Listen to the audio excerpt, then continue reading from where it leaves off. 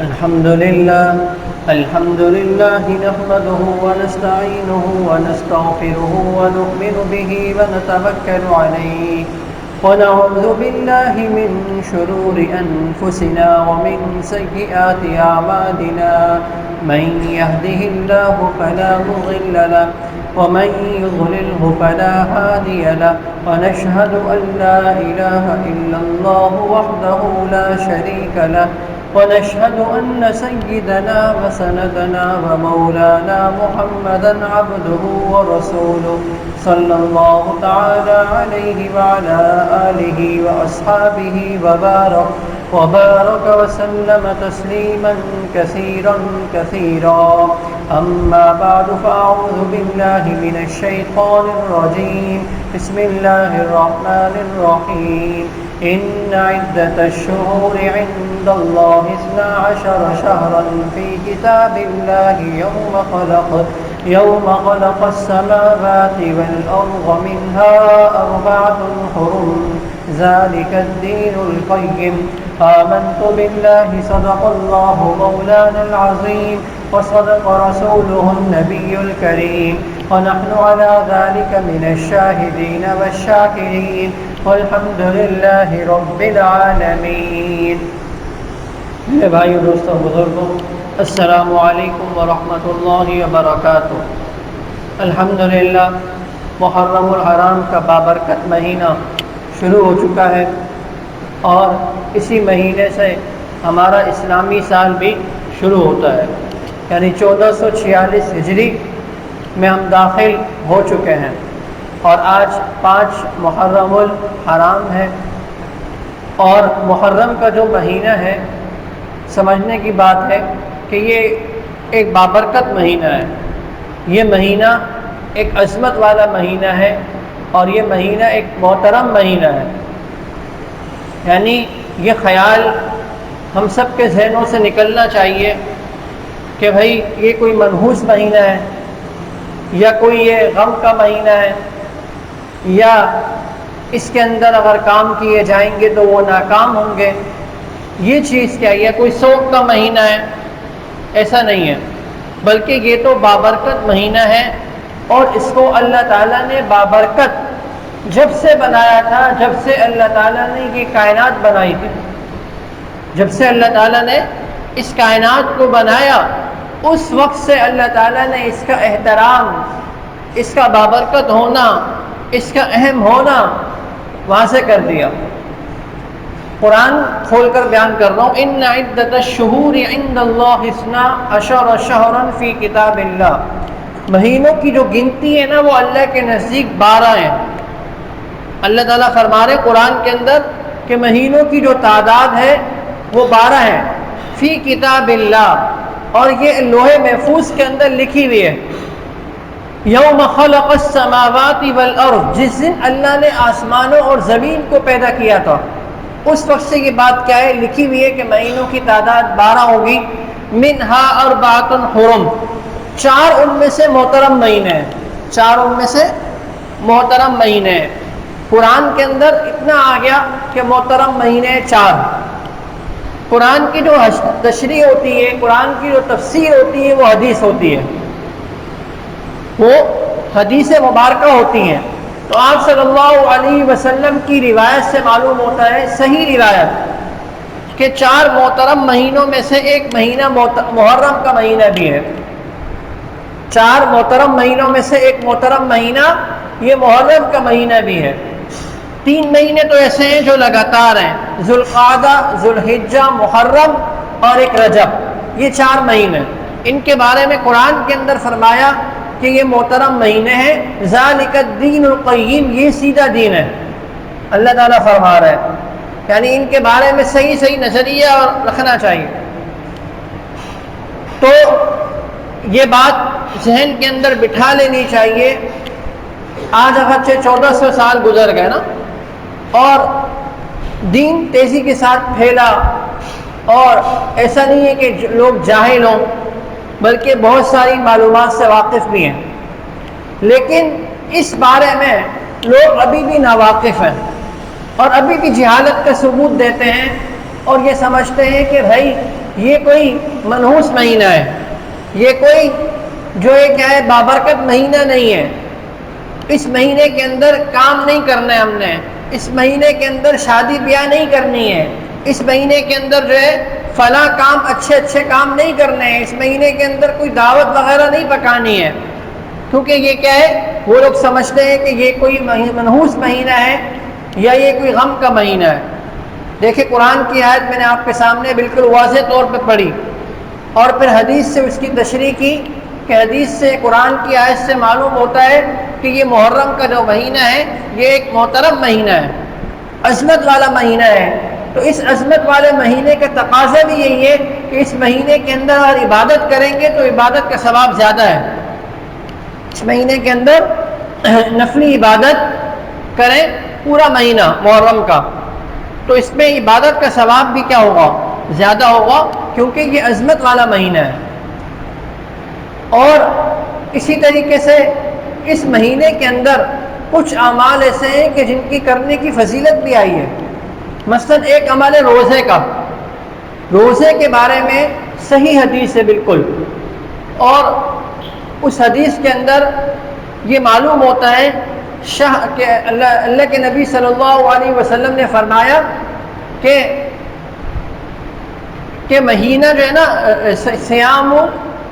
سیام یعنی کہ روزے جو ہے نا روزے رمضان کے بعد افضل الصیام بعد رمضان شہر اللہ المحرم، کہ رمضان کے بعد افضل روزے محرم کے مہینے کے ہیں، رمضان کے بعد افضل روزے محرم کے مہینے کے ہیں، اور فرمایا افضل الصلاۃ بعد الفریضۃ صلاۃ اللیل، فرض نماز کے بعد افضل نماز وہ تہجد کی نماز ہے، رات کی نماز تہجد کی نماز ہے۔ اور صحیح دیکھیے صحیح حدیث ہے، بالکل صحیح مسلم کی حدیث ہے،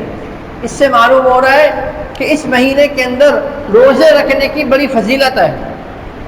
روزے رکھنے کی بڑی فضیلت آئی ہے۔ اور پھر اس مہینے کے اندر ایک دن آتا ہے عاشورہ کا دن، یعنی 10 محرم الحرام کا دن، اس کی فضیلت پھر الگ ہے، یعنی اس دن کی فضیلت زیادہ ہے کہ اس دن کی فضیلت کے بارے میں ایک حدیث ہے، صحیح حدیث ہے، آپ صلی اللہ علیہ وسلم نے ارشاد فرمایا، جس کا مفہوم یہ ہے کہ جو شخص محرم کے دن یعنی عاشورہ کے دن روزہ رکھے،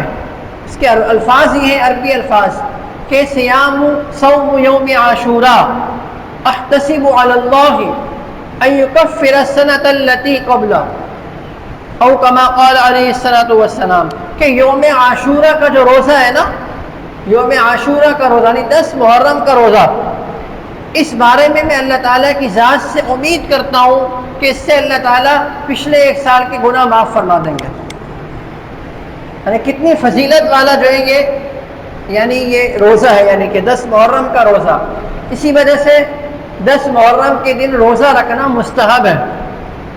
مستحب ہے، یعنی فرض یا واجب تو نہیں ہے، کوئی نہیں رکھے گا تو گناہ تو نہیں ملے گا، لیکن کیا ہے مستحب ہے۔ اور روایت سے معلوم ہوتا ہے جب آپ صلی اللہ علیہ وسلم مدینہ تشریف لے گئے نا تو وہاں دیکھا کہ یہودی اس دن روزہ رکھ رہے ہیں، عاشورہ کے دن روزہ رکھ رہے ہیں، تو آپ صلی اللہ علیہ وسلم نے پوچھا کہ بھائی روزہ کیوں رکھ رہے ہو؟ تو کہنے لگے کہ اس دن موسیٰ علیہ السلام کو اللہ تعالیٰ نے فرعون سے نجات دی تھی اور فرعون اور اس کے لشکر کو غرق کر دیا تھا، تو اس کے شکرانے کے طور پر ہم روزہ رکھتے ہیں۔ جب آپ صلی اللہ علیہ وسلم کو یہ معلوم ہوا تو آپ نے فرمایا کہ موسیٰ علیہ السلام کے تو تم سے زیادہ ہم حقدار ہیں، ہم زیادہ حقدار ہیں۔ اور آپ نے اپنے صحابہ کرام سے فرمایا کہ دیکھو عاشورہ کے دن روزہ رکھا کرو،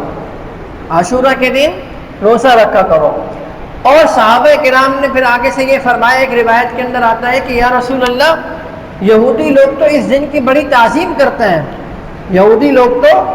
اس دن کی بڑی تعظیم کرتے ہیں، تو آپ نے فرمایا کہ میں آئندہ سال اگر زندہ رہا تو میں ایک روزہ اور ملاؤں گا اس کے ساتھ، تاکہ یہودیوں کے ساتھ مشابہت نہ ہو، یہودیوں کے ساتھ مشابہت نہ ہو، ایک روزہ اور ملاؤں گا۔ روایت سے معلوم ہوتا ہے کہ آئندہ سال آنے سے پہلے ہی آپ صلی اللہ علیہ وسلم کا وصال ہو گیا ربیع الاول کے مہینے میں۔ لیکن چونکہ آپ صلی اللہ علیہ وسلم نے یہ فرمایا تھا کہ یہودیوں کی مشابہت سے بچنے کی غرض سے کہ میں آئندہ سال ایک روزہ اور ملاؤں گا اگر میں زندہ رہا، تو لہٰذا اسی بنا پر علماء یہ فرماتے ہیں کہ 2 روزے رکھنا اچھا ہے، 2 روزے رکھ لینے چاہیے، یعنی 10 محرم کے ساتھ یا تو 9 کا رکھ لیں یا 11 کا رکھ لیں، یعنی 2 روزے رکھ لیں تاکہ یہودیوں کے ساتھ مشابہت نہ ہو۔ لیکن ایک روزہ کوئی اگر رکھ لینا تو یہ مکروہ ہے، مکروہ تنزیہ یعنی بہتر نہیں ہے، لیکن کوئی رکھ لے تو گناہ بھی نہیں ہے، کوئی رکھ لے تو گناہ نہیں ہے، اس سے اس روزے کا ثواب ملے گا۔ کسی میں ہمت نہیں ہو رہی ہے 2 روزے رکھنے کی تو ایک ہی رکھ لیں، عاشورہ کے دن خالی رکھ لیں اور 9 کا نہ رکھے یا 11 کا نہ رکھے، تو ایک روزہ رکھنے کی وجہ سے اسے اس روزے کا ثواب ملے گا۔ لیکن بہتر یہ کوئی آدمی اس پر عمل کر لے کہ 2 رکھ لیں، 10 کے ساتھ 9 کا ملا لے یا 10 کے ساتھ جو ہے وہ 11 کا ملا لے تو اور اچھی بات ہے، تاکہ یہودیوں کے ساتھ مشابہت نہ ہو۔ تو ایک تو یہ کام ہے عاشورہ کے دن کے حوالے سے روزہ رکھنا، ایک تو یہ عمل ہے جو کہ احادیث سے کیا ہے ثابت ہے۔ دوسرا عمل عاشورہ کے دن، عاشورہ کے دن دوسرا عمل ایک متعدد روایتوں سے، یعنی بہت ساری روایتیں ہیں جن سے معلوم ہوتا ہے کہ اس دن اگر اپنے اور اپنے گھر والوں کے اوپر کھانے پینے کے لحاظ سے، پہننے کے لحاظ سے اگر وسعت کر دی جائے، تھوڑی سی وسعت کر دی جائے تو سال بھر وسعت رہتی ہے، سال بھر اللہ تعالیٰ فراخی عطا فرماتے ہیں، رزق کے اندر وسعت رہتی ہے۔ تو یہ بھی روایتوں سے ثابت ہے، اگرچہ وہ روایتیں ضعیف ہیں، اگرچہ وہ روایتیں ضعیف ہیں، تھوڑی کمزور ہیں سند کے اعتبار سے، لیکن چونکہ بہت ساری روایتیں ہیں تو اس وجہ سے جب بہت ساری روایتیں ایک ہی بات ہو رہی ہے، ایک ہی بات نقل کر رہے ہیں بہت سارے صحابہ کرام، تو اس وجہ سے اس کے اندر تقویت، قوت پیدا ہو جاتی ہے، تو لہذا وہ قابل قبول ہوتی ہے، یعنی اس پر عمل کیا جا سکتا ہے۔ تو اسی بنا پر کوئی اگر 10 محرم کے دن اپنے اور اپنے گھر والوں پر کھانے پینے کے اندر وسعت کرنا چاہے کہ بھائی حدیث میں آتا ہے کہ پھر سال بھر وسعت رہے گی تو ٹھیک ہے، لیکن دعوت کی شکل نہ ہو، ایسا نہ ہو کہ آپ اپنے رشتہ داروں کو بلا رہے ہیں، محلے والوں کو بلا رہے ہیں یا پھر دے کے چڑھا کر اس کو گلیوں محلوں کے اندر تقسیم کر رہے ہیں، ایسا نہیں، بلکہ اپنے اور اپنے گھر والوں کے لیے بس گھر میں کوئی اچھی چیز اس دن بنا لی، گھر میں کوئی اچھا سالن بنا لیا یا پھر بچوں کو کچھ زیادہ خرچہ دے دیا، اپنے ملازمین، نوکروں، ماتحت جو کام کرنے والے ہیں ان کو کچھ زیادہ دے دیا، تو یہ ہے مطلب وسعت کرنا، بس یہ نہیں کہ اس دن دے کے چڑھائی جائے یا پھر دعوت بنائی جائے، سب رشتہ داروں کو بلایا جائے، یہ نہیں، بلکہ اپنے اور اپنے گھر والوں پر، اپنے ماتحت جو لوگ ہیں ان پر اگر وسعت کی جائے تو پھر فراخی سال بھر ہوتی ہے، تو یہ ایک عمل کرنے کا بس۔ تو محرم الحرام کے مہینے کے اندر ایک تو یہ کہ آدمی نفلی عبادات کرے زیادہ سے زیادہ، اور خاص عاشورہ کے اندر میں نے بتایا کہ 2 عمل ہیں، ایک روزے کا عمل ہے کہ 2 روزے رکھ لینا بہتر ہے، اور کوئی اگر ایک ہی رکھ لے خالی عاشورہ کے دن تو بھی اسے ثواب ملے گا، اور یہ روزہ رکھنا یہ مستحب درجے کا عمل ہے، کوئی اگر نہ رکھے تو کوئی گناہ نہیں ملے گا۔ اور دوسرا جو عمل ہے وہ بتایا کہ اس دن اپنے اہل و عیال پر کھانے پینے میں وسعت کوئی کرنا چاہے تو کر سکتا ہے، یہ ایک مباح جائز عمل ہے، یہ ایک جائز عمل ہے، اور اگر کوئی نہیں بھی کر رہا تو کوئی گناہ کی بات نہیں ہے، کوئی نہیں بھی کر رہا تو کوئی گناہ کی بات نہیں، کوئی ضروری فرض و واجب درجے کا عمل نہیں ہے۔ باقی جو اس کے علاوہ جو مختلف نظریات محرم کے مہینے کے حوالے سے ہیں وہ سب بے بنیاد ہیں، یعنی باطل ہیں وہ چیزیں۔ مثال کے طور پہ وہ کون سی چیزیں ہیں؟ وہ یہ ہے کہ لوگوں نے اپنے ذہن کے اندر یہ بٹھا رکھا ہے کہ بھائی اس مہینے کے اندر اور خاص طور پر عاشورہ کے دن حسین رضی اللہ تعالی عنہ کو، نواسہ رسول کو شہید کیا گیا تھا کربلا کے مقام پر بے دردی کے ساتھ، اور ظاہری بات ہے کہ ان کی شہادت کا جو واقعہ ہے وہ ایک غمناک واقعہ ہے، المناک واقعہ ہے، اور جو بھی اس کو پڑھتا ہے، اس کو سمجھتا ہے، سنتا ہے صحیح طریقے سے، مستند طریقے سے، مستند روایات کی روشنی کے اندر، تو معلوم ہوتا ہے کہ واقعی ان کی جو شہادت تھی، اس کا جو واقعہ تھا وہ ایک بہت بڑا واقعہ ہے۔ تو لوگ یہ سمجھتے ہیں کہ بھائی اس مہینے کے اندر چونکہ ایک بہت بڑی شہادت کا واقعہ پیش آیا ہے، اس لیے یہ مہینہ کوئی غم کا مہینہ ہے، اس لیے اس مہینے کے اندر سوگ منایا جائے۔ اس سوگ میں سے مثلا یہ ہے کہ لوگ شادی بیاہ نہیں کرتے، لوگ شادی بیاہ نہیں کرتے کہ بھائی اس مہینے کے اندر اگر شادی کریں گے تو ناکام ہوگی، کیونکہ یہ مہینہ منحوس ہے، یہ لوگوں نے ذہن بنایا ہوا ہے۔ اسی طریقے سے کوئی اہم کام کرنا ہو تو کہتے ہیں کہ محرم گزرنے دو، ابھی نہیں، محرم کے بعد پھر کریں گے۔ یعنی گویا کہ ہم نے اپنی طرف سے ایک چیز بنا لی، اپنی طرف سے دین بنا لیا، اپنی طرف سے ایک باتیں گھڑ لیں۔ جیسے میں نے پہلے بتایا کہ محرم کا جو مہینہ ہے یہ فضیلت والا بہت پہلے سے ہے، جب سے اللہ نے آسمانوں اور زمین کو بنایا، جب سے اس کی فضیلت چلی آ رہی ہے، جب سے اس کی فضیلت چلی آ رہی ہے۔ کچھ لوگ سمجھتے ہیں کہ اس مہینے کی جو فضیلت ہے وہ اس وجہ سے ہے